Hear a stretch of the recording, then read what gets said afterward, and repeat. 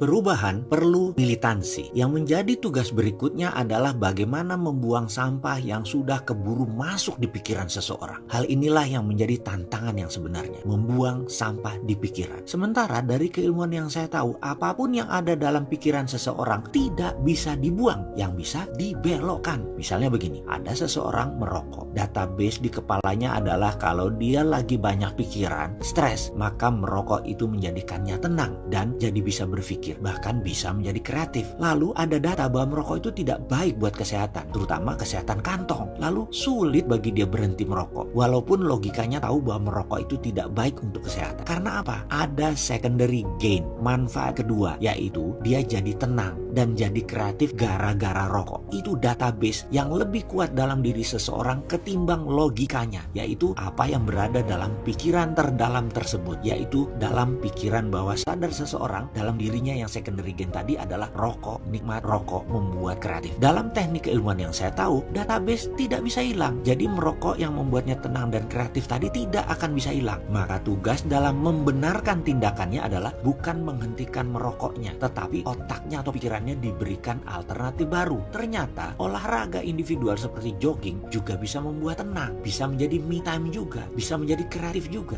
Di sini kita meletakkan value baru, yaitu jogging sebagai alternatif solusi. Kemudian dibangun kebiasaan, yaitu jogging menjadi kebiasaannya seminggu 3 kali dia berjogging. Karena membuatnya tubuhnya menjadi seksi, pikirannya fresh, namun sesak nafas, kalah nafas karena dulu merokok. Begitu suatu hari dia mendapatkan manfaat jogging lebih dari merokok, merokok mendadak menjadi tidak menarik lagi. Bukan hilang datanya, hanya tidak menjadi prioritas. Itulah yang membuat dia punya perilaku baru, berhenti merokok namun tetap perasaannya senang dan kreatif. Lalu apa yang harus jadi perhatian kita dalam perubahan, yaitu perhatikan dasar-dasar pemikiran Anda. Millionaire Mindset Sadar Kaya adalah pelajaran tentang pikiran kemakmuran dan lebih kepada bagaimana menata atau membuat software kemakmuran. Sebelum gerak mengawali perubahan, ada kesadaran terbangun terlebih dahulu. Bahasa kerennya awareness before change. Benar, tanpa kesadaran tak akan ada perubahan. Susunan-susunan data akan menjadikan kita memiliki software kemakmuran. Kalau berantakan, maka berantakan juga programnya. Sekali kita memiliki program itu, kemakmuran baru tercipta. Dan untuk menjadikan semakin besar adalah pilihan Anda selanjutnya. Saya usahakan memberikan sebanyak mungkin contoh agar sahabat bisa mengikuti step by stepnya. Kita mulai dengan cara pandang dan reaksi. Pandangan dan reaksi Anda terhadap berbagai kejadian dan terhadap orang lain dalam kehidupan Anda ditentukan oleh dasar-dasar pemikiran Anda. Yang termasuk dalam dasar-dasar pemikiran Anda adalah ide-ide, kepercayaan-kepercayaan, pendapat-pendapat, dan kesimpulan-kesimpulan yang Anda tarik akibat masukan-masukan Anda. Hal-hal tersebut tidak hanya membentuk self-konsep Anda semata-mata, tapi juga filosofi hidup Anda. Semakin kukuh dasar pemikiran tersebut, semakin Anda yakin terhadap dasar-dasar tersebut, semakin kuat pengaruh mereka dalam memprediksi dan mengendalikan apapun yang Anda lakukan, apa yang Anda katakan, dan apa yang Anda rasakan. Jika Anda yakin bahwa Anda adalah seorang yang sempurna, penuh dengan talenta dan kemampuan, ramah, populer, sehat, energik, penuh rasa ingin tahu, kreatif, dan pantas mendapatkan kehidupan yang indah, dasar-dasar pemikiran seperti ini akan membawa Anda pada tindakan-tindakan seperti menetapkan sasaran hidup, bekerja keras, mengembangkan diri, memperlakukan orang lain dengan baik, bangkit dari kesusahan, dan kemudian pada akhirnya meraih sukses. Secara jangka panjang, tidak akan ada yang dapat menghentikan Anda. Yang paling penting bukan apa yang terjadi pada Anda dalam hidup, melainkan bagaimana reaksi Anda terhadap apa yang terjadi kepada Anda tersebut. Juga bukan pula dari mana Anda berasal, melainkan kemana Anda akan pergi. Dan tujuan Anda hanya dibatasi oleh imajinasi Anda. Karena imajinasi Anda itu bersifat tak terbatas. Masa depan Anda juga tak terbatas. Inilah dasar-dasar pemikiran dan keyakinan yang sesungguhnya Anda perlukan untuk menunjang potensi Anda.